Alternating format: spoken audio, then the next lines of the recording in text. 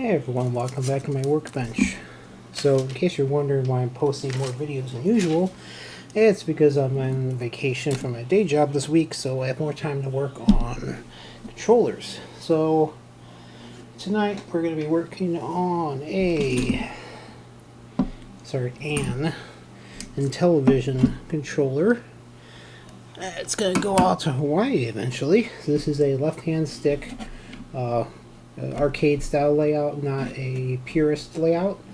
So I just had an interesting Richie asked me to come up with a new controller because he's a big fan of Night Stalker, which I don't blame him. It's a fun game. So it's going to be a right-handed controller, so they're going to have a right-handed stick, purist layout, so buttons, but down here, actually down in this corner, there's actually going to be a 4 buttons which are going to be wired in parallel with the 2, 4, 6, 8. So instead of having to do the little keypad to do your directional your fire directions, it'll actually have down where your thumb would sit. You're going to have your 4 directions to fire. And of course it would work with Tron too, except for the block, because the block is the center. So I might make a Tron version, but that'll be in the future. So I find it interesting. My original controller was ambidextrous, very similar to my Atari 5200 controllers, but almost all the other ideas actually have been inspired by people either on Facebook or on YouTube, asking for different designs, like, ooh, make a handed controller. So I came up with the handed controller, which is what this is. And then I came up with the purist, because someone on Facebook said, oh, I want one where the buttons are where the overlays point. So I did that. And now I got the really interesting idea of, hey, can you make separate buttons for just firing, so I don't have to muck around with the little mushy keypad. So why not? So now that's going to be, I think it's going to be one of my standard products. So kind of interesting how I actually do listen to what people are asking for, and I like to, I can't anticipate everything. Because honestly, I did not grow up with the IntelliVision, so I do not know all the weaknesses of the console to know what people think is right and what people think is wrong with the IntelliVision. So I just know from me personally playing with the IntelliVision, even as a little kid, I was like, what is up with this controller? So that's what inspired me many decades later to try this. Plus someone gifted me a free IntelliVision II, which was nice. So all this has all been done in a more or less donated controller. So how we can go through all the steps here, how I actually build a IntelliVision controller up from scratch. So it starts with just a plain enclosure. Then I use a CNC to cut out all the holes. So software I use to design the 2D stuff is a program called LibreCAD, which is open source, and that works nice. That's for Linux, because everything I do is in Linux, and all the software I use is open source software. So, and then the 3D, this is 3D printed by me, and that was designed in FreeCAD, also open source. I had to teach myself a little. I knew how to do 2D CAD work, but I had to teach myself how to do 3D CAD, and I did that in FreeCAD.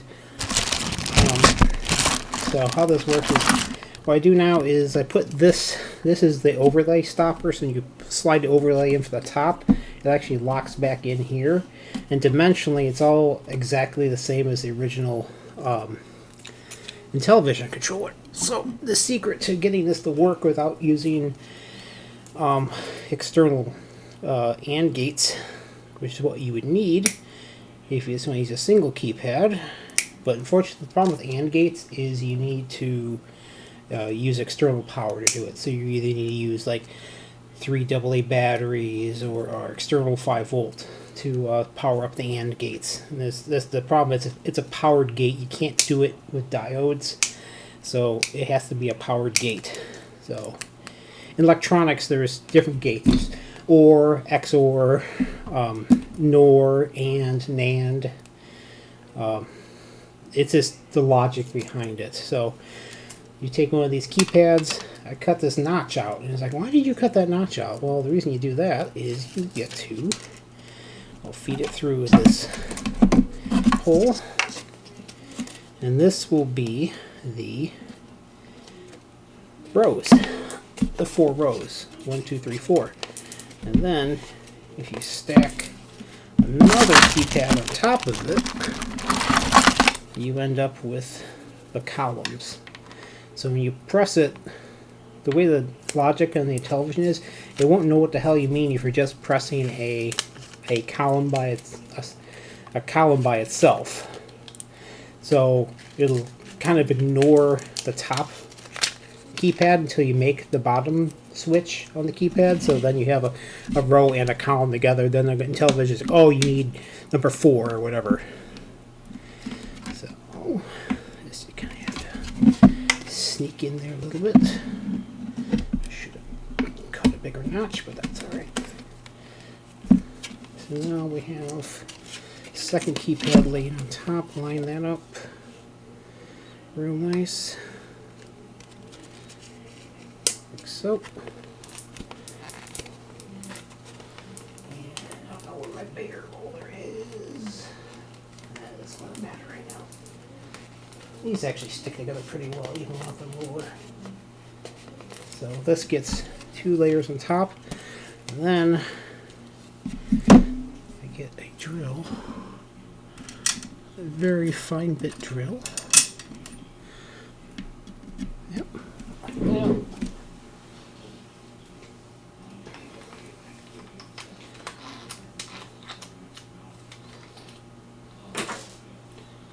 Grab a cutting board. I use old cutting boards for doing this, so I don't drill holes in my table.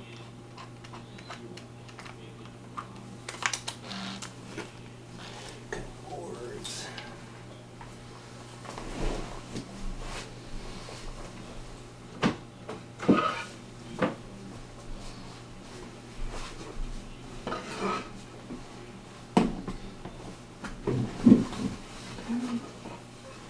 I'm not joking, it's quite literally a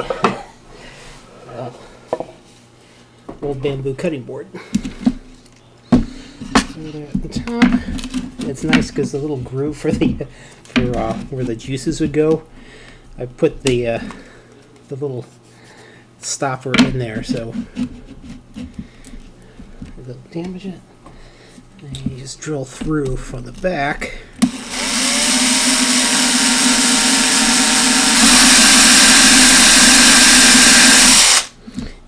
Wasn't dull.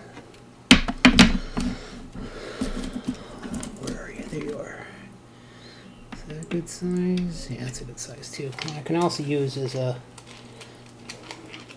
little end mill instead. That usually drills a little better. Let's try that.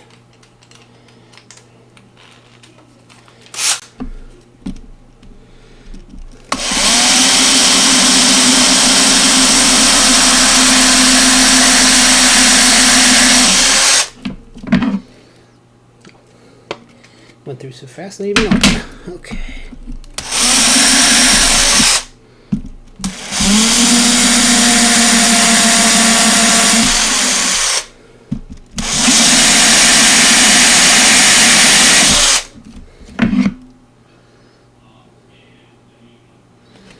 Clear those up from the front a little bit.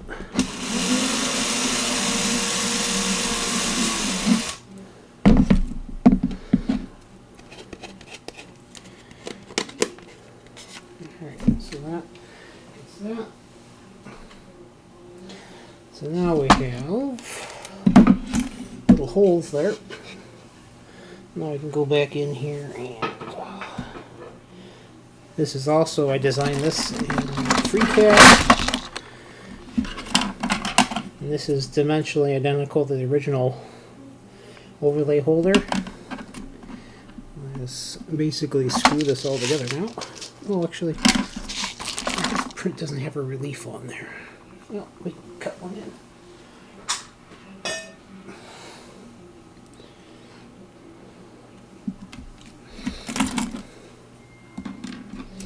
I wanted to get a little relief in there for the head of the screw.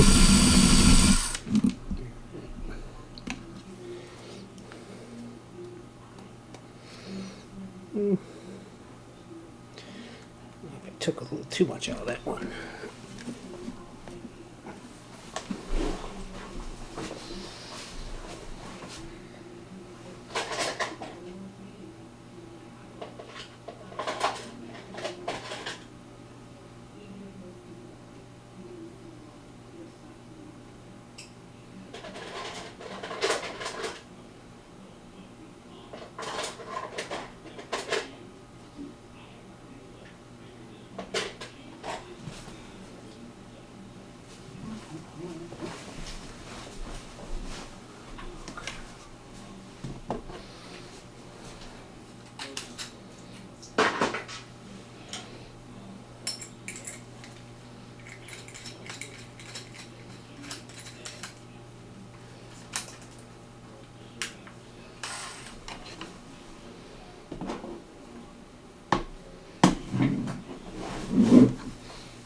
Use my DeWalt instead.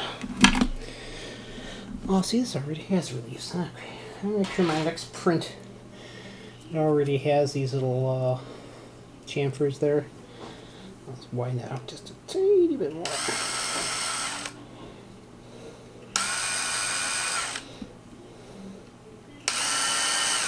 Yeah, check my drawing to see how big the chamfers are in there.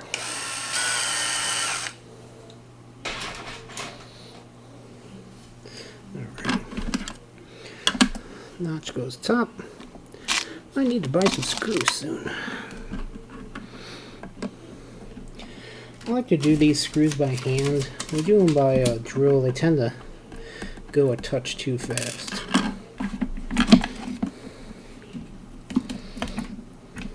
I think I need to buy some more screws in a little bit. Go through a lot more screws than I expected. A lot of screws, a lot of washers and screws. And I think I need a little bit of clearance for these.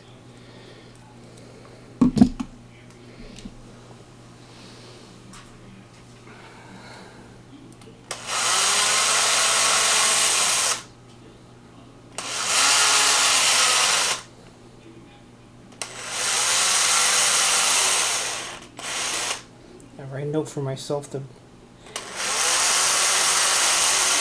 little bigger diameter around those holes, and a little bit more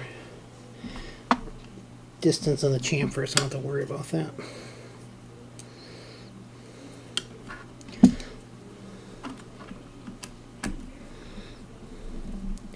Like I said, I tend to like to do this more of a hand operation, so it's more not as worried about it walking off of me so bad. Power tools are great, but you can get real bad real fast. So sometimes I prefer to do. I'm trying to tap these in, make sure that they're nice and straight. And of course, make sure all 4 screws are the same. There's my poor screw bin here, got really mixed up.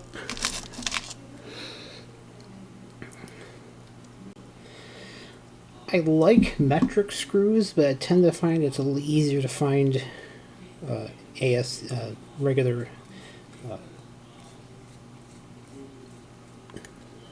English size, SAE, whatever you want to call it. No, it's not SAE. That's automotive. What do they call it? I can't remember. But yeah, I tend to here in the U.S. it's a bit easier to find standard instead of metric, which sucks. Is I actually kind of like the variety of metric screws, and since I'm an engineer, I'm used to like metric everything, but I end up, it's just cheaper to get fractional inches and all that jazz.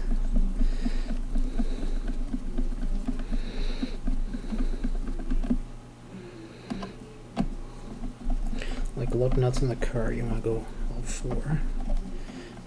Come on, I see, I knew you weren't catching. Don't you like your hole?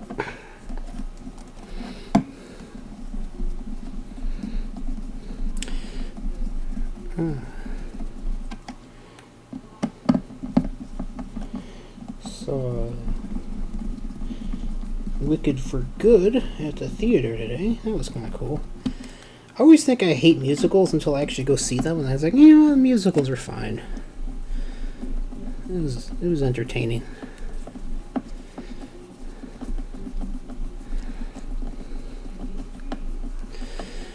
Flying monkeys are still scary. I remember being traumatized by that as a kid. I think they would play it on, was it CBS once a year? They would have Wizard of Oz. If I remember correctly. So this is your overlays in place. So it gets your overlay. And then I just brought a whole bucket over here with all the parts I need.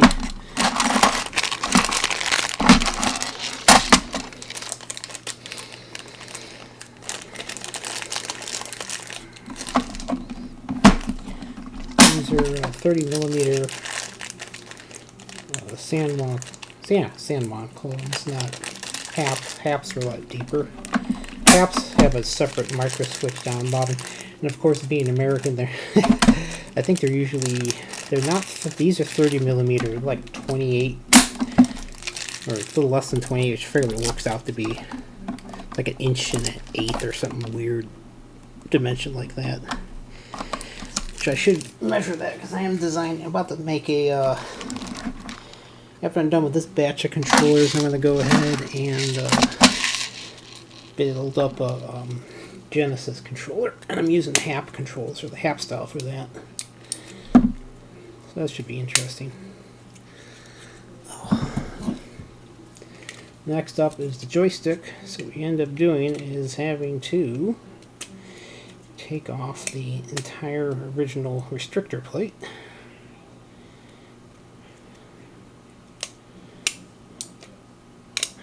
Come on. You can do it. Here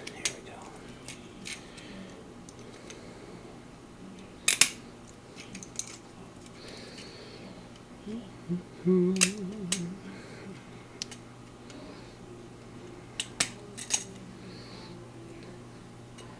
I have a massive supply of these now. Alright, so this is the original. And then I have a 3D printed version here. And I see what I need to cut off. I can never remember how deep I have to go here. So, tabs basically cut all the way off, and then a little nip on the alignments. So these original tabs have to come off.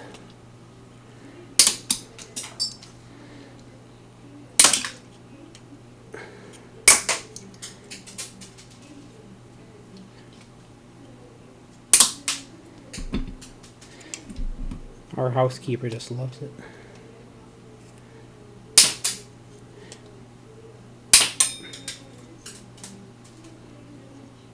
Always wear eye protection.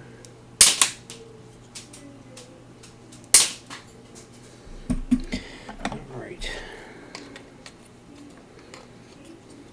It's a pin.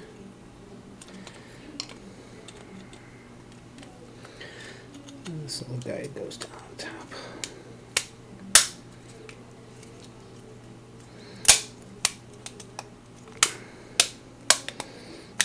Come on, you know you want to.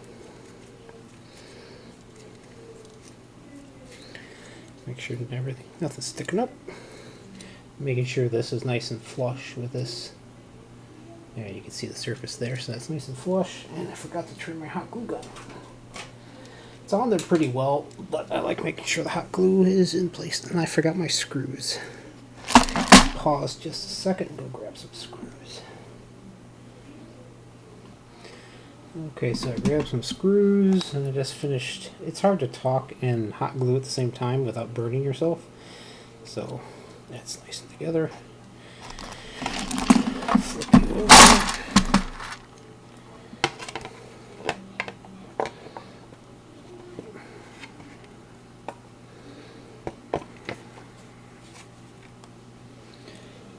So this looks a little strange because this connector is facing the wall, but there's a reason behind it. I want to make sure this wiring, because if this it was originally designed for a right-hand stick, so the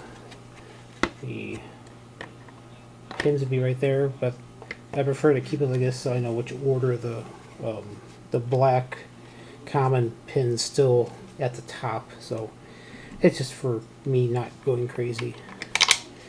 And I use stainless steel screws with nylon locking nuts to hold everything in place.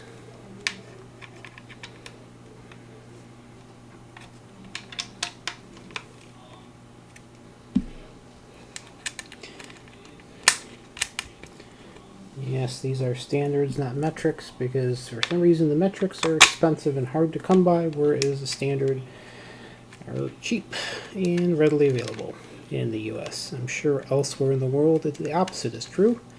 Actually, I know the opposite is true, because if you try to like get like a something in US measurement in freedom units in the rest of the world, it gets to be quite a challenge. But here in the US, because we have such a large domestic market, it's not really a problem.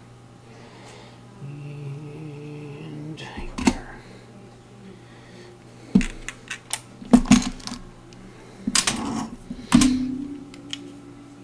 This I will use some electric glove because I don't feel like holding these down.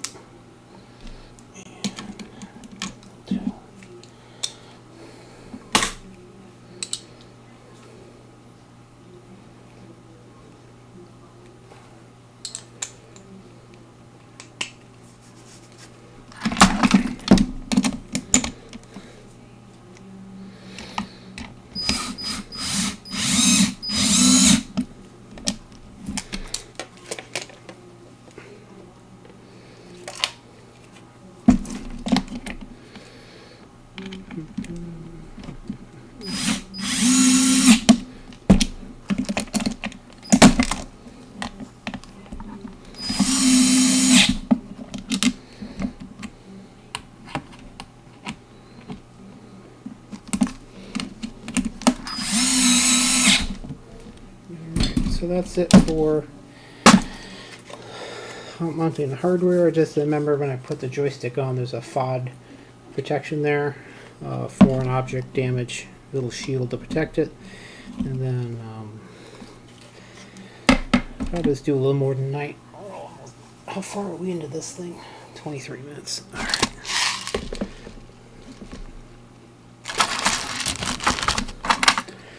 And I need some little washers.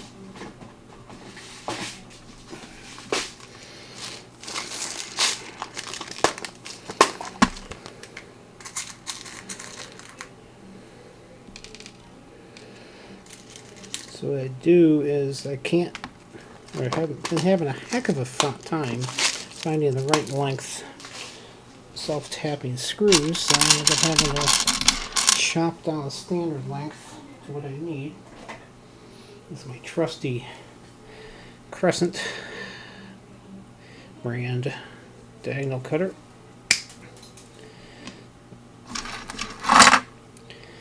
I cut those down, because otherwise what happens is when I screw these micro switches down in, it actually will press against the lower deck and really mess with the operation of the controller, or the joystick I should say. That's still a controller. It's cutting here, sitting here cutting through. Cutting the ends off the screws. 1, 2, 3, 4.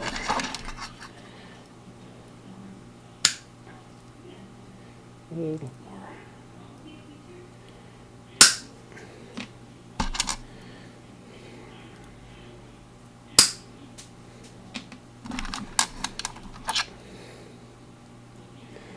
And the other magic is I have to take these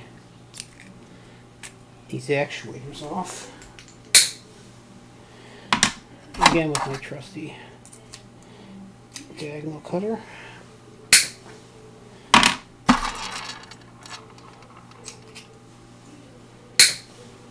If I ever run out of these micro switches, I'll just buy them without any kind of actuator, because they make them without the actuator.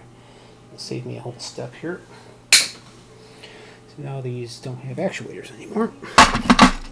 Well, the actuator's still there, but there's no metal lever that goes across. And I can just go through and throw a little washer on there, and black side up.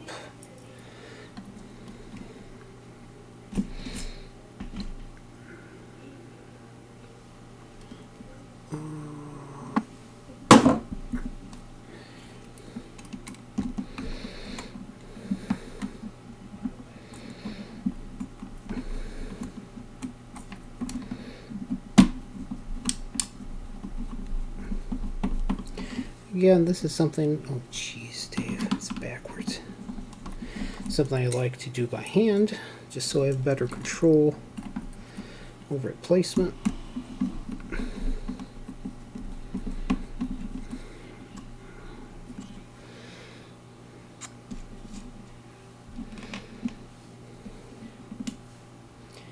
So I'll finish doing the mechanicals tonight, and then tomorrow I will do the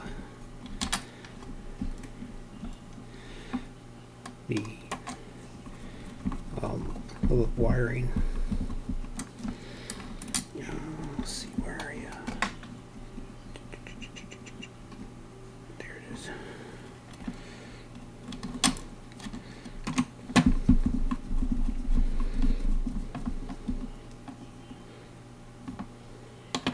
Yeah, I like the movie Wicked. I think my only complaint would be the actors did their actual singing. What's the actress name? Michelle Yeoh? I think it's Yeoh. I can't remember her last name. I believe she's a Chinese American actress, and she doesn't have much of a singing voice. Great actress. Been in lots of movies, but I don't think she's a singer. So, I mean, she can sing, but it's not like the other. Like Ariana Grande, she's a professional singer, of course, and then the what's her name? Who played the Wicked Witch? She's a Broadway singer as well, so excellent voices. Otherwise, so I think that was the only weak spot.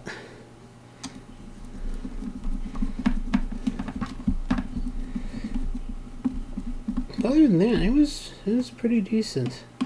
Lots of cool sets, though. You can tell they spent a lot of money on like practical effects, and it shows. It looks nice. It looks really nice. A little more CGI in this one than the first iteration.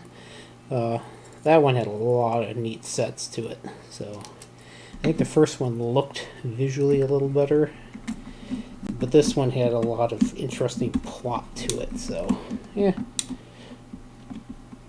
Yeah, I think the second one is a little heavier on the CGI front.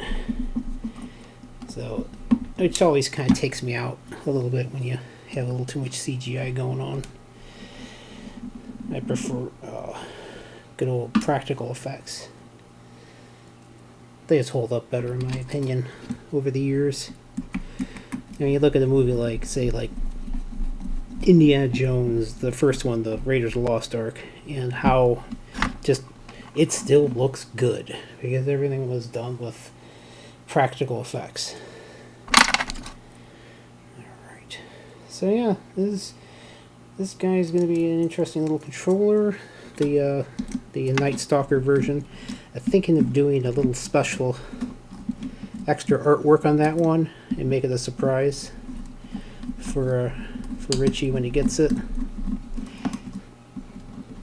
So yeah, almost all of my improvements have been like from customer suggestions, like the dual stick for the and the Andy for the 5200 are both suggestions from customers. So yeah, if you have ideas, feel free to email me, drop me a line at retro@cyberfree.com, and if you want something custom or weird, or you think it's interesting, if it's not too zany, I'll probably do it. I'll quote you a price and I can build it. So the version that's going to have for the extra fire buttons, that's like an extra $20, just for the cost of the buttons and the wiring for it. Alright, so I think that's going to be it for tonight. This is just the so we have this complete second deck installed.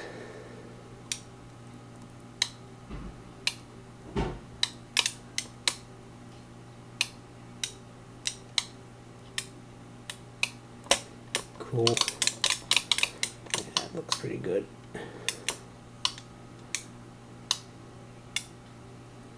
Yeah, that's good.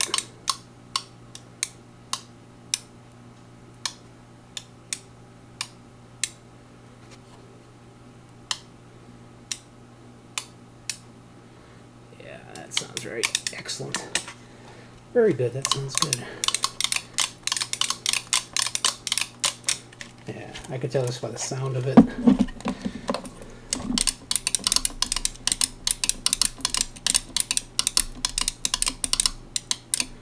It sounds the same going both directions. You can see that. Can you grab the tiny earring? I want to... Wife needed an earring. She's been fighting one of her pierced ears, trying to get one of her holes closed up a little bit, so she's trying to get back through it. So that's going to be it for tonight. So that's all the mechanicals are mounted up. So tomorrow will be a bunch of wiring. And you can see how all the connections are made. It's all more or less point-to-point wiring, so not the most exciting thing to watch, but hey, you can see how one of these controllers gets built. Everyone, thank you for watching.